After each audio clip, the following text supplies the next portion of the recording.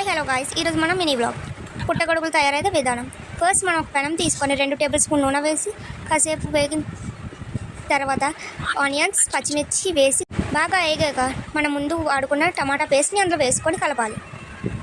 బాగా మగ్గిన తర్వాత మనం 1 టేబుల్ స్పూన్ పసుపు, 2 టేబుల్ స్పూన్ కారం, మీ రుచికి సరిపోయేంత సాల్ట్ వేసుకొని బాగా కలపాలి.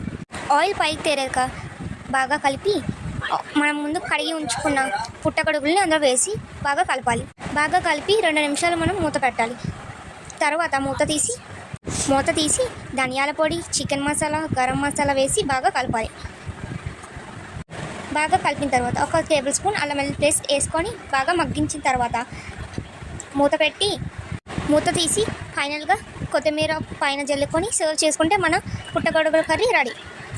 మీకు ఈ వీడియో నచ్చినట్టయితే ప్లీజ్ లైక్ చేయండి, సబ్స్క్రైబ్ చేయండి, షేర్, కామెంట్.